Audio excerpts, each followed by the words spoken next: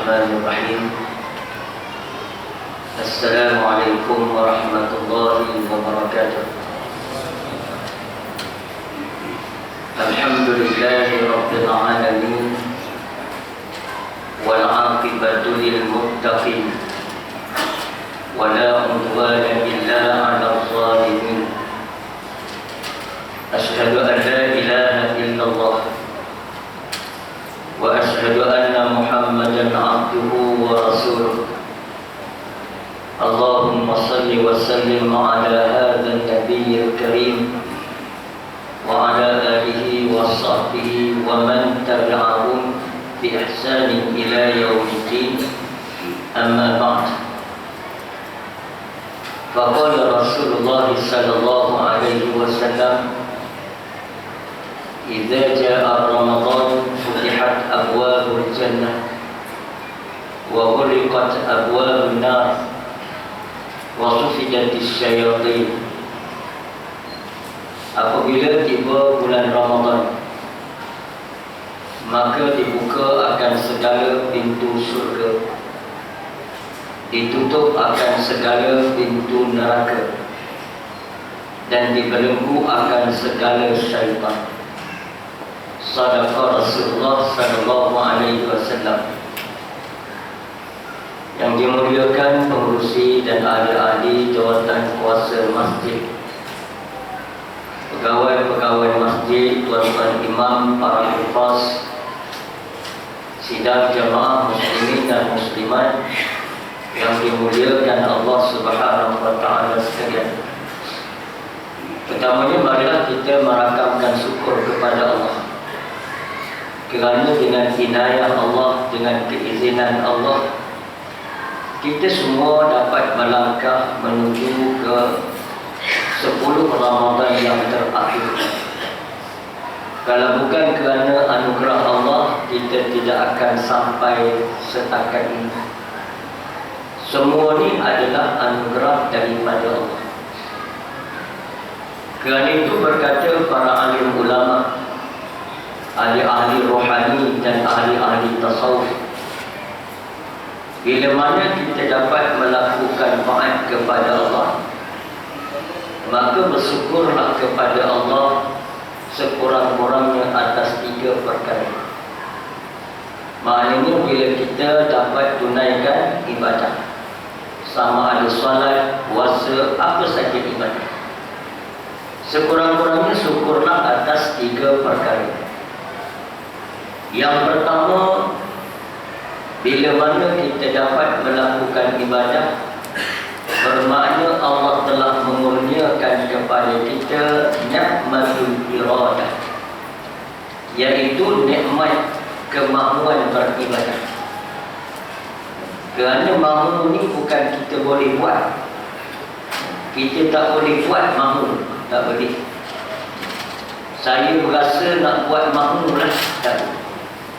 Sebab dia anugerah daripada Allah. Jadi mahunya kita pada ibadah ini bukan kita buat-buat sendiri, ia anugerah Allah. Dalilnya berapa ramai orang tidak mahu. Cuba tengok berapa ramai orang tidak mahu kepada taat. Dari segi kemudahan ada, dari segi kemudahan, dari segi peralatan, prasarana untuk dia melakukan ibadah, dorongan-dorongan ada, tenaga kuat, dia pun muda lagi, tapi tak ada iradah, maka dia tidak dapat nikmat kemahuan beribadah. Ada orang tua uzur dah, baru lepas keluar IC, tapi datang surau masjid, tunaikan salat kerana Allah berikan kemahuan. Yang kedua, Allah Ta'ala berikan nikmatul quwwah atau qudrah. Allah beri kita nikmat kekuatan untuk melakukan taat itu. Allah beri sihat, Allah beri kelapangan, ada kenderaan boleh datang surau masjid, majlis ilmu. Allah beri segala kekuatan yang kita ada untuk kita melakukan taat. Sebab ada orang mahu tapi tidak ada kekuatan, Tuhan tak beri dia kuat. Kita pergi ziarah orang sakit, dia mahu datang melakukan ibadah. Dia tanya kita, ada tak ceramah masjid? Kita kata ada. Dia kata tak ada, abang lah, saya tak mampu dah nak pergi. Tak ada kau tak ada kekuatan, tak boleh nak pergi. Kalau pergi terpaksa bawa sekali dengan tabung-tabung gas sekali kerana asma. Jadi Allah Ta'ala tak beri dia kekuatan. Kemudian yang ketiga, Allah beri kepada kita nikmat terangkat daripada manik, halangan kepada ibadah. Maknanya kita ni ada kemahuan, Allah beri kemahuan, beri kekuatan, dan Allah angkat segala benda yang boleh menghalang kita daripada ibadah. Allah beri kita masa, ruang, peluang. Tak ada siapa nak halang, tak ada siapa nak ganggu, tak ada apa yang menghalang kita boleh datang. Itu nikmat daripada Allah. Jadi kerana itu, bila kita dapat melakukan ibadah, kata Imam Ibnu Athaillah As-Sakandari dalam kitab hikamnya, dia kata orang-orang awam bila dia melakukan ibadah, dia seronok sebab dia dapat buat ibadah. Tapi orang-orang yang arif billah, yang kenal Allah, bila dia dapat melakukan ibadah, dia seronok kerana Allah kurniakan kepadanya segala nikmat untuk dia melakukan ibadah. Jadi sebab itu kita syukur kepada Allah bila kita berpeluang dapat melakukan ibadah. Baik, kita duduk sejenak di dalam masjid di akhir Ramadan dan 10 Ramadan yang terakhir. Tuan-tuan pun dah banyak melalui program-program tazkirah. Tiap-tiap malam ada tazkirah. Setengah jam semalaman tazkirah. Sebulan paling kurang ada 13-14 jam. Maknanya kita telah pun berada di penghujung pengajian kita. Paling tidak sepanjang kita Ramadan dah ada 14 jam. Guru tak tahu ke berapa ramai guru dah. Dalam ta'alim lagi tak tahulah kita. Ini dah ramai, untuk guru pun dah ramai, masa pun dah banyak jam. Jadi malam ni saya nak sebut kesimpulan beberapa langkah-langkah terakhir dalam kita mempersiapkan diri untuk keluar daripada bulan Ramadan ini. Sayang macam mana pun kita akan berakhir dengan Ramadan. Lalu kita nak keluar Ramadan ini kena ada persiapan. Persiapan kita ialah kita tidak mahu lagi menjadi manusia yang sebelum Ramadan lagi. Kita nak jadi manusia selepas Ramadan, yang keluar daripada madrasah Ramadan, diasuh, dididik, ditarbiyah oleh Ramadan. Kuliah pun dah banyak lah, tazkirah pun dah banyak kita lanjutkan. Tuan-tuan bertuah, sebab di tempat tuan-tuan ni ada tazkirah. Ada setengah masjid buat selepas isyak sebelum tarawih. Ada tengah-tengah tarawih, ada lepas tarawih sebelum witir, ada selepas witir. Maknanya alhamdulillah ada majlis ilmu tengah-tengah kita menunaikan ibadah solat tarawih. Ada setengah negeri itu tak boleh solat tazkirah. Dia kata makruh tazkirah. Ada satu negeri mana nak sebut. Padahalnya apa salah tazkirah? Ini di antara langkah untuk kita menyempurnakan Ramadan. Dia kata ganggu tazkirah ni, ganggu tarawih. Itu bagi orang yang tak nak. Kalau orang nak, ganggu apa tarawih? Kita mengupgradekan pahala, memperbagaikan pahala Ganggu kan? Tadi kita dapat pahala Isyak, lepas tu dapat pahala solat tarawih, pahala solat witir. Lah kita tambah pahala bertazkirah, tambah pahala, bukan ganggu. Dia ganggu ni kita solat Isyak, lepas tu solat witir 4 rakaat, solat tarawih 4 rakaat.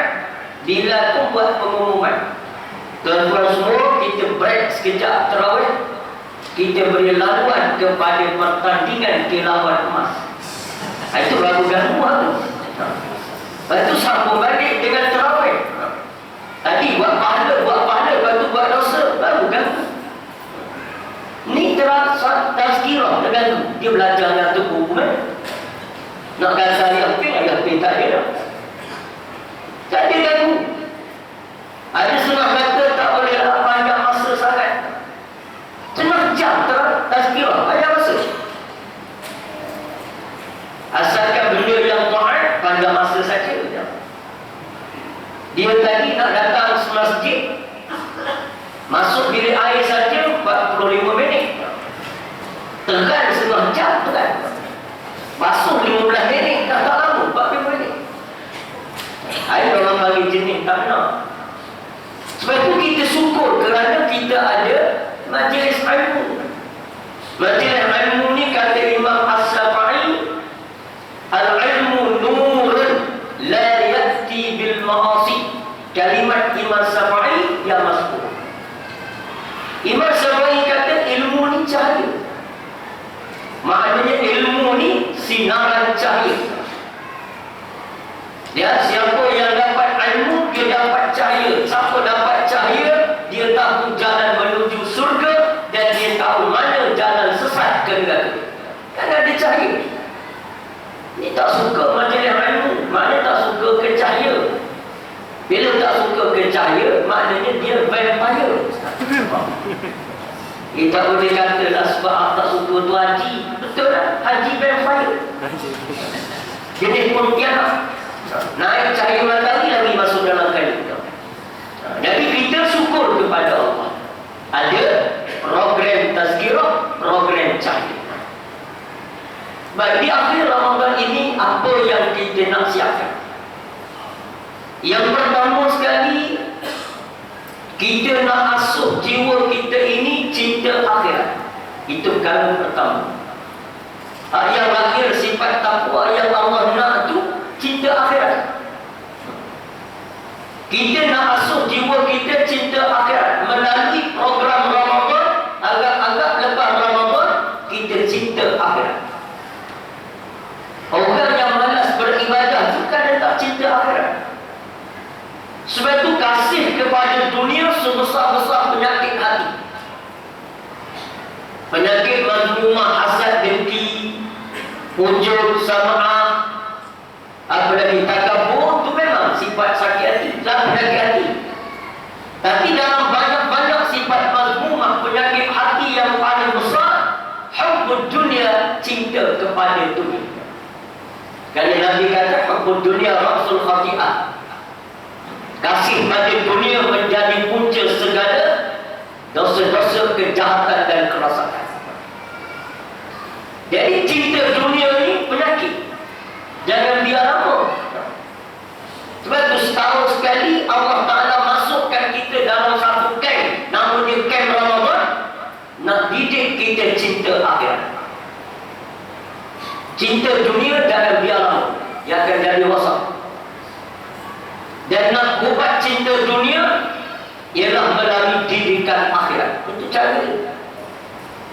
Cinta dunia pergi jumpa, pergi ke klinik, tak selesai. Kita kata, doktor, saya datang nak ubat. Hati saya ni cinta ke dunia, apa ubat dia? Doktor kata, aku tak tahu sebab aku pun tengah sakit cinta dunia. Jadi nak ubat di mana? Nak ubat dalam beberapa perkara yang kita akan bincang. Jadi kita kena asuh jiwa cinta akhirat. Lepas Ramadan ni cinta akhirat. Kerana orang yang cinta akhirat sahaja memburu pahala di sisi Allah. Yang tak cinta akhirat, dia tak buru Tuan-tuan sebutlah berapa pahala, dia tak dengar, dia tak pakai. Kita bawa buku fadilat, Fadailul A'mal, karangan Zakaria, karangan yang daripada India ni. Kita bawa buku tu, Fadailul A'mal, baca depan dia, tak pakai. Cerita kelebihan zikir, dia tak dengar cerita kelebihan tarawih. Kita sebut 10 Ramadan terakhir, malam-malam Lailatul Qadar, mengikut pendapat besar di kalangan ulama. Marilah kita solat tarawih. Orang tak cinta akhirat pakai? Tak pakai. Dia pergi main futsal. Dia bukan tak dengar kita ajak solat tarawih. Jadi cinta akhirat sahaja dapat mendorong kita kepada taat kepada Allah Ta'ala, memburu amalan-amalan soleh. Sebut fadilat baru. Yang tak cinta akhirat, sebutlah berapa fadilat, dia tak dengar. Kita kata fadilat salat berjamaah 25 kali ganda, 27 kali ganda, dia tak pakai. Sebab dia tidak cinta akhirat. Macam kita lah, dekat-dekat puasa ni, dekat-dekat Ramadhan dia, lalu dekat dengan Yuska tepi jalan, ada satu banner dia tulis 80% diskaun kenderaan anda hari ini sempena hari raya.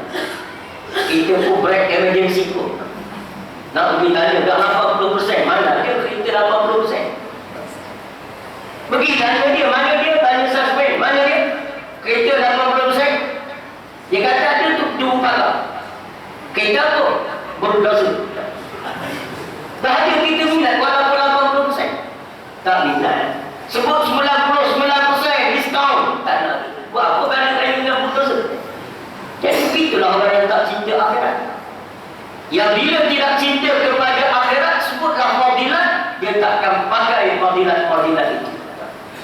Sebab itu dia tak dengar.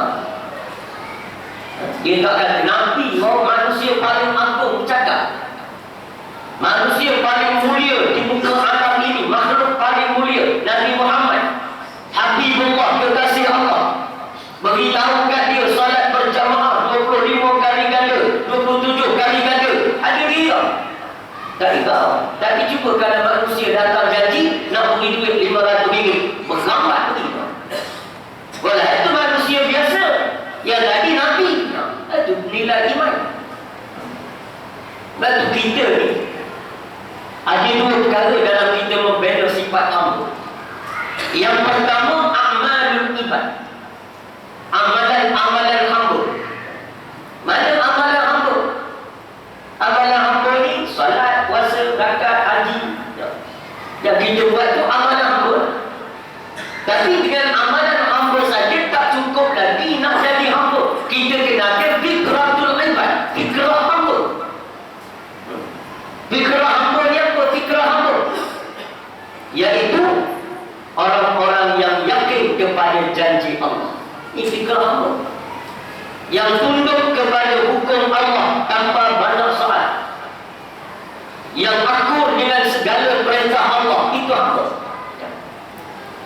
Itu fikrah hamba. Dalam amalul ibad, amalan hamba, ramai orang boleh buat. Ada orang amalan hamba ada, tapi fikrah hamba tak ada. Solat hari Jumaat dia berebut sahabat, orang rajin dia, amalan hamba. Datang solat sahabat berebut dengan Bilal. Minyak atas 3 jenis pakai, kayu suki serik atas telinga. Memanglah amalan hamba hebat, tapi bila fikrah hamba kata kita kata ni kena haram Allah, sebab Allah tu kan Allah haramkan dia. Dia kata ya haram, tapi yang tak ada resi, yang ada resi okey. Nanti dipanggil apa? Dia panggil samsing, bukan apa tu. Kalau dia lelaki, orang panggil samsing ke lelaki. Kalau dia perempuan, orang panggil sterilok. Maknanya ni kita kena tunduklah ada fikrah hamba. Bukan setakat amalan hamba, tapi kena ada fikrah hamba. Fikrah hamba tu apa? Orang yang yakin kepada Allah Ta'ala. Yakin Allah perintah hukum, kita yakin. Allah suruh, kita yakin. Allah larang, kita yakin. Yakin apa? Yakin suruh itu baik, larang itu buruk. Yakin. Betullah kita dah sebut, kita kena patuh pada Allah.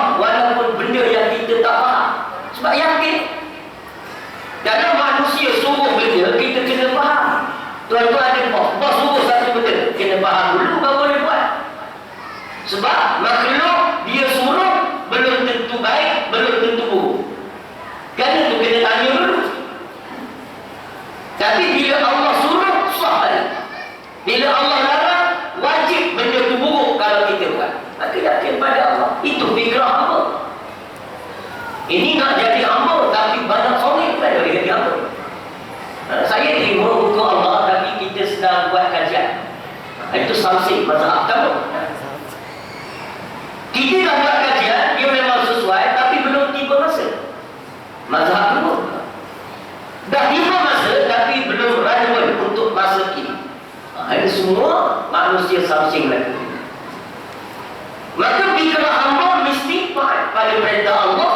Di antaranya yakin kepada Allah, yakin pada Allah. Terima sekali perintah Allah dengan penuh yakin. Itu dia hamba, taat kepada Allah. Yang salat itu amalan hamba, puasa amalan hamba, haji amalan hamba. Fikrah hamba yakin kepada Allah. Betul dalam Quran, dalam Fatihah, tuan-tuan jumpa dua kalimat. Iyyaka na'budu, akan dikau kami sembah ya Allah. Itu amalul ibad. Wa iyyaka nasta'in, itu fikrah ibad. Akan dikau kami minta pertolongan sebab kami yakin hanya padamu. Ini dia sifat hamba. Kena gabungkan dua-dua sifat itu. Pertama, amalan hamba. Kedua ialah fikrah hamba. Kena ada dalam diri kita. Dan antara fikrah hamba itu ialah mencari kasih Allah. Itu fikrah hamba. Hamba ni dia mencari kasih Rabbnya, kasih Tuhan. Maka sebab itu dia akan melakukan apa yang Allah kasih, dan dia akan benci apa yang Allah benci. Itu syarat. Kita nak dapat kasih Allah. Cara mana? Orang yang Allah puji dalam Quran, yuhibbuhum wa yuhibbuna, Allah kasih pada mereka, mereka kasih pada Allah. Orang macam mana? Allah solat saja? Tak. Orang puasa saja? Tidak. Orang yang lengkap peribadinya, kriterianya, ciri-cirinya sebagai seorang hamba kepada Allah. Antaranya mencari kasih Allah. Kita ni lepas Ramadan ni, sekarang bawa selesai Ramadan, cari kasih Allah. Macam mana nak dapat kasih Allah? Iaitu dengan cara kasih apa yang Allah kasih, benci apa yang Allah benci.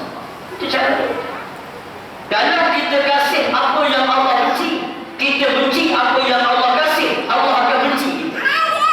Walaupun kita ulama besarlah ulama, belajar dalam negara 10 tahun, luar negara 20 tahun, balik bawa kapal tu, bawa kitab. Memang alim sungguh, selepas susah tak berlihat. Tapi suka benda yang Allah benci, benci benda yang Allah kasih, Allah benci pada kita. Kita kena selaras dengan Allah. Baru Allah kasih. Payahlah, memang payah. Sebab kita ni ada nafsu. Nafsu ni sentiasa berlawanan dengan Allah. Jadi kita nak bentuk nak diri kita, nak lenturkan diri, nak ceritakan diri kita, nak masuk satu acuan sama dengan kehendak Allah. Allah kasih, kita kasih, Allah benci, kita benci. Bukan senang. Tak terkena gaya sampai ke mati pertarungan kita dalam mentarbiah diri dan bermujahadah. Kerja. Sebab selagi tak sama kita dengan Allah, kasih kita dengan Allah tak heran. Lepas tu kita tengok orang yang bersahabat. Bila banyak kelainan, dia tak nampak bersahabat. Dulu kita nampak rapat masa kecil kan. Masuk sekolah mereka okey lagi. Sekolah menengah sikit. Masuk universiti dah belajar, keluar universiti, dengar. Kenapa? Perbezaan, kelainan yang ada. Kawan dia ada kelain, dia ada kelain. Cinta rasa lain-lain. Tak tahan lama. Betul bila orang tu, seorang itu sama hukum, sama iradah dia dengan Allah, maka dia akan erat cinta dia. Keluarga apa ni, suami isteri macam tu. Kalau banyak persamaan, akan wujud kasih. Kasih daripada muda, kasih lagi tua, lagi kasih, lagi tua, lagi kasih. Kenapa? Semakin banyak persamaan. Last kali sampai sama-sama tua, cinta lagi, makin erat. Kenapa? Makin banyak persamaan. Sehingga dia pesan ke anak, Kalau dia mati, orang tanya dia mati penyakit apa? Beritahu kata dia mati HIV. Anak terkejut. Dah kenapa ayah? Orang lain ada HIV, malu nak beritahu. Ayah tak ada HIV pun, tiba-tiba nak suruh beritahu ada Kenapa ayah? Dia kata sebab aku tak nak bila aku mati orang lain kahwin dengan engkau. Kalau tahu aku ada HIV, memang orang tak masuk binatang. Cuma sampai mati. Ini kenapa? Kerana ada kasih, ada persamaan. Tapi kalau ada kelainan, tak lama muda pun cerai. Kenapa? Banyak kelainan. Sebab tu kita kena wujudkan kasih sayang itu. Sebab tu tengok budak-budak tengah cinta, kan dia cuba menyambungkan dia dengan kekasih dia. Dia tanya kasih dia petang-petang dekat dengan anak muka, you kalau buka puasa you makan apa? Kata kasih dia, I makan suka laksa ini. Dia kata sama lah dengan I. Dan dia kata sama. Walaupun dia suka laksa Kelantan, apa begitu.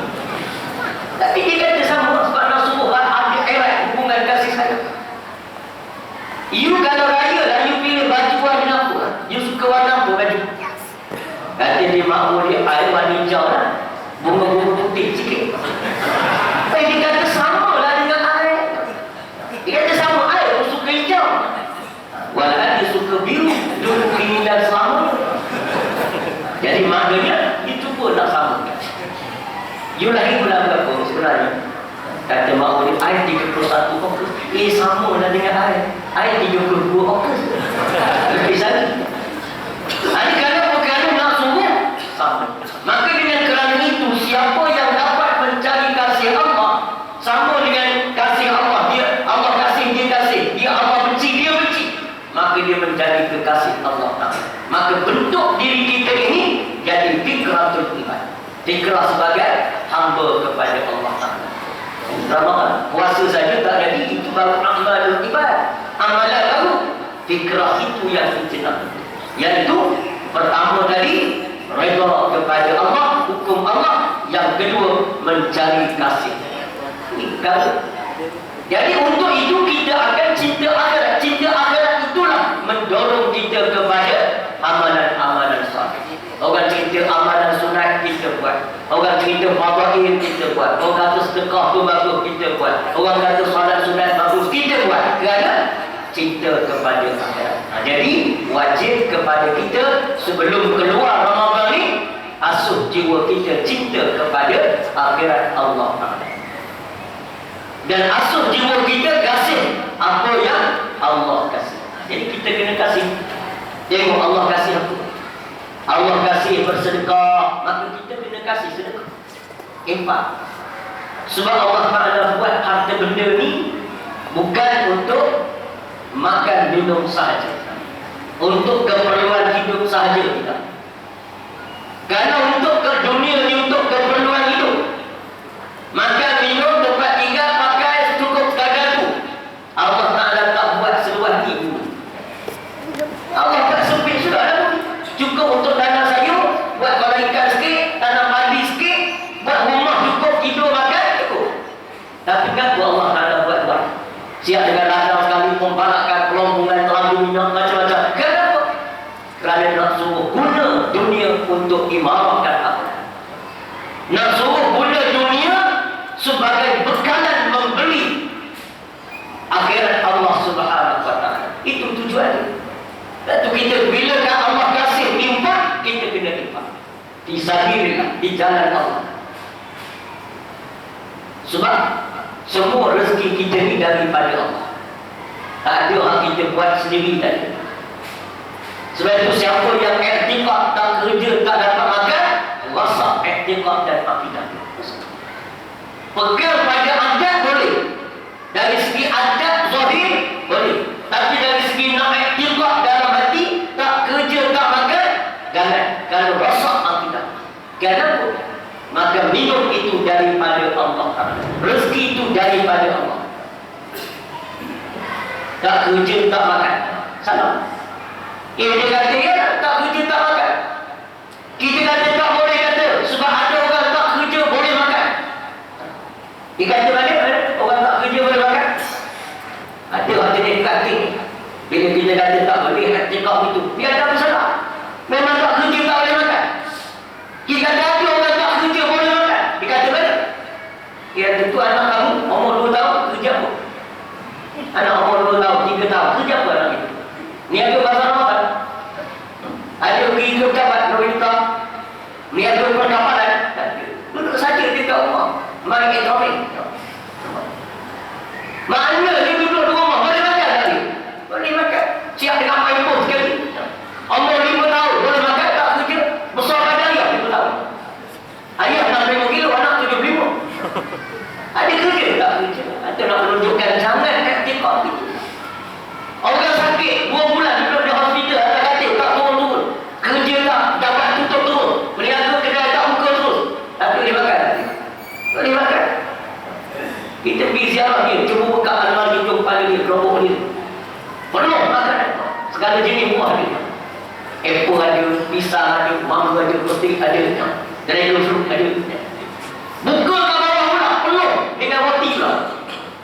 Gardenia, sandwich, roti kaya, Cadbury, ada tu Cadbury. Mak dia nak tunjuk pada kita, boleh makan.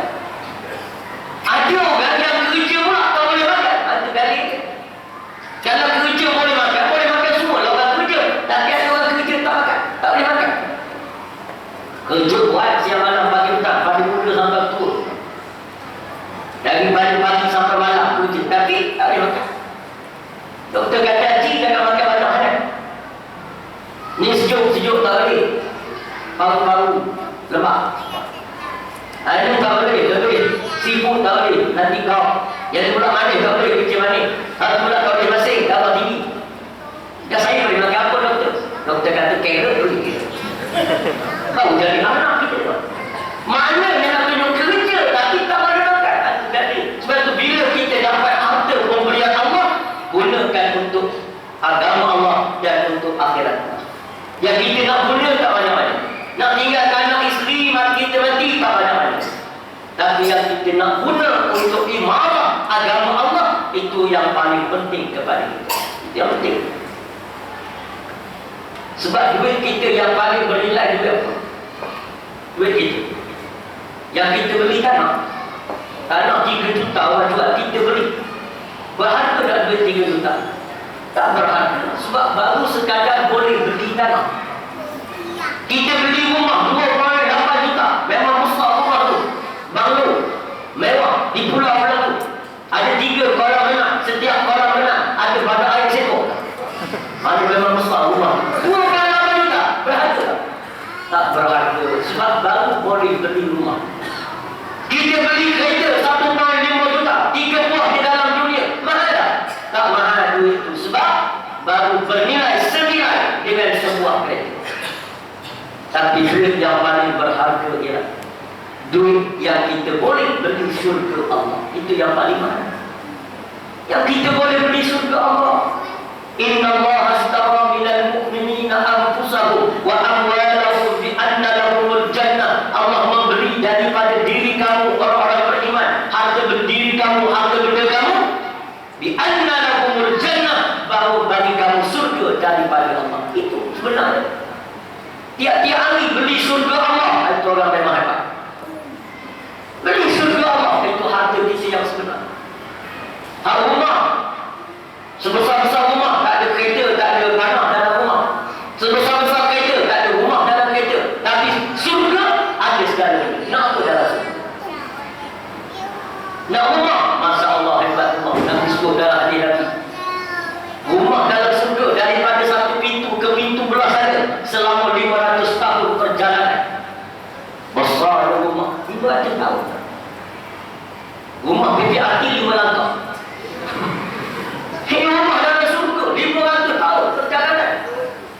Kita kata kita nak buat apa luas sangat. Itu jangan duk fikir sebab kita duduk dalam dunia ni. Benda akhirat jangan duk fikir begitu.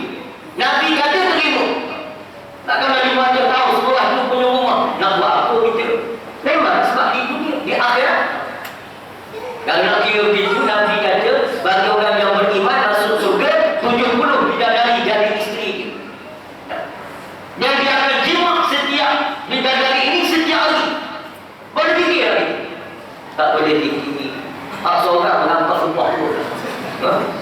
bukan pula 70 kan. Jadi mana itu janji daripada Allah Subhanahu wa taala. Jadi kita infak. Jadi ada harta kita infak di jalan Allah. Dan itu memberi surga Allah. Benar-benar Ramadan ini kita nak buat apa lagi? Mak ayam dah mati. Nak buat pahala macam mana ke mak ayam? Kalau dia hidup boleh tidak apa kali barang boleh beli. Nah, untuk ayam kan mereka cak dagang duduk. Untuk mak boleh lah apa kali belikan batik cat semut. Tapi kalau mak ayam dah mati, kita nak buat hadiah pada dia.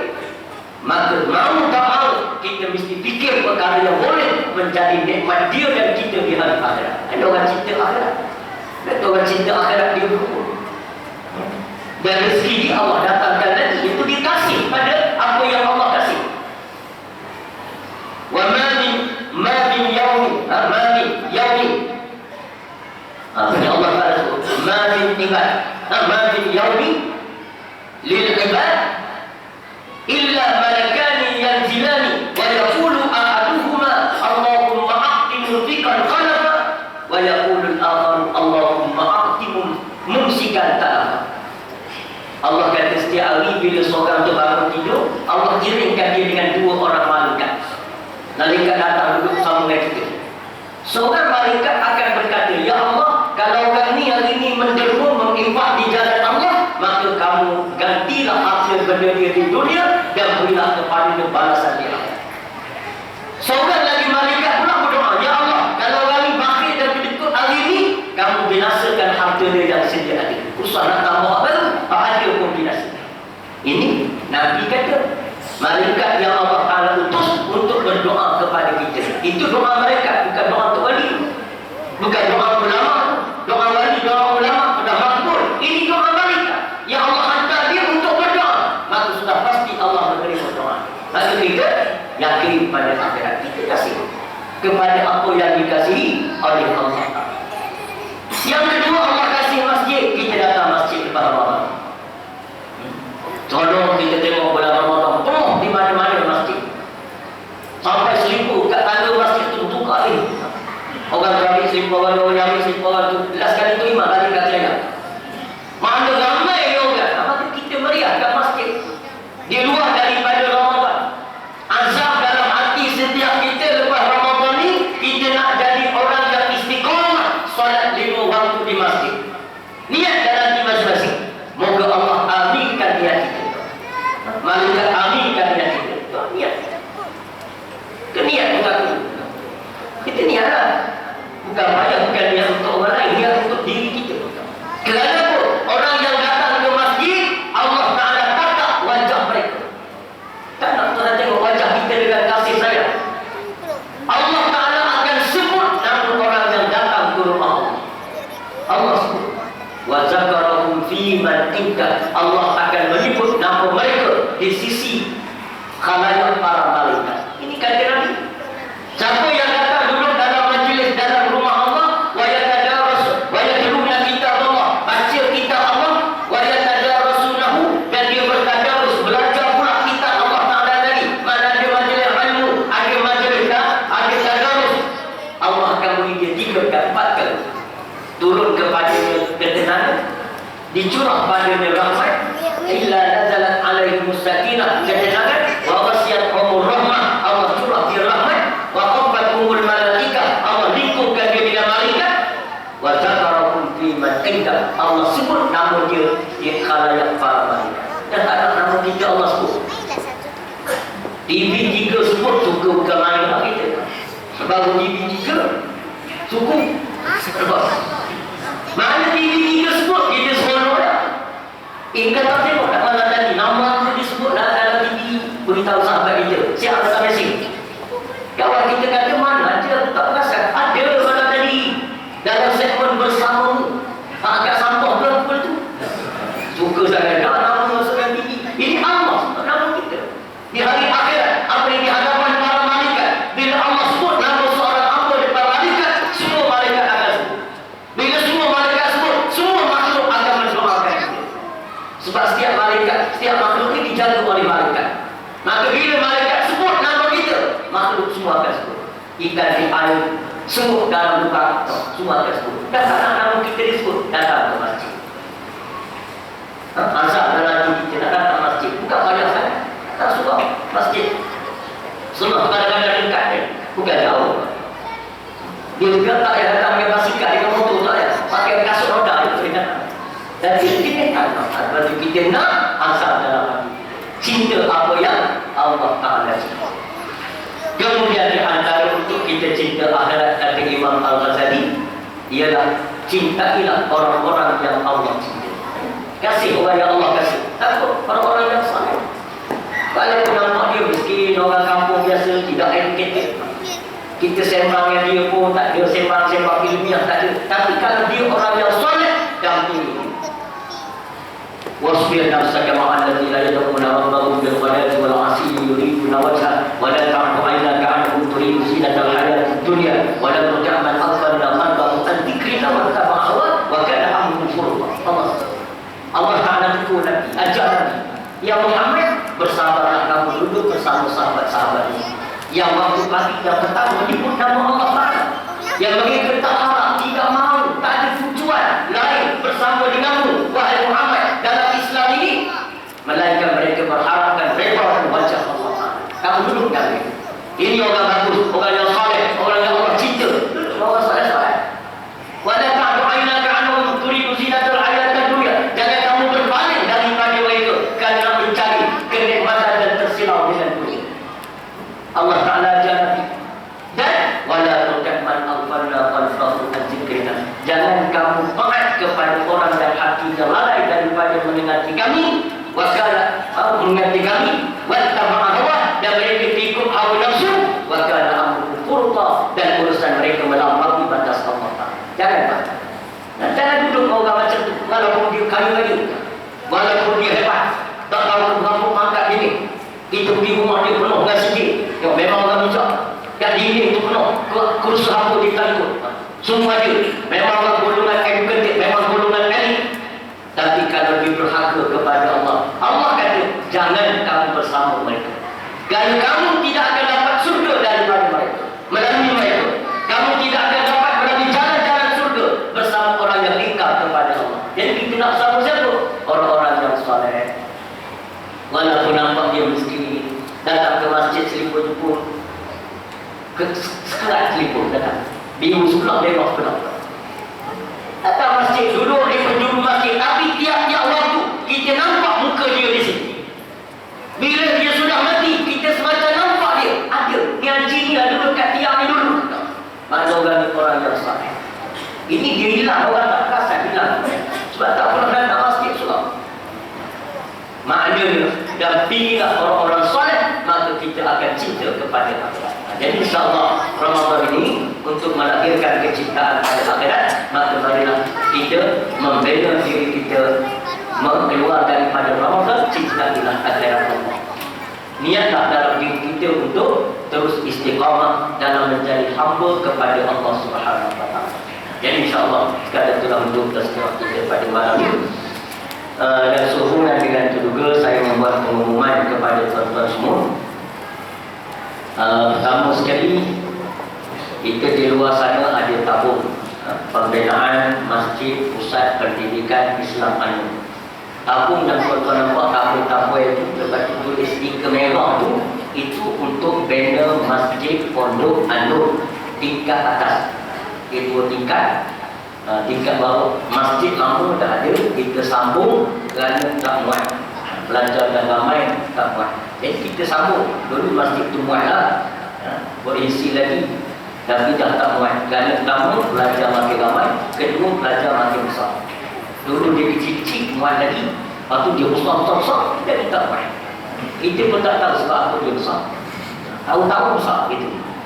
Jadi sekarang kita sambung masjid lagi buat tingkat. Tingkat bawah sudah ada bajet, dah ada dah orang subah-subah semua. Tingkat atas belum lagi siap.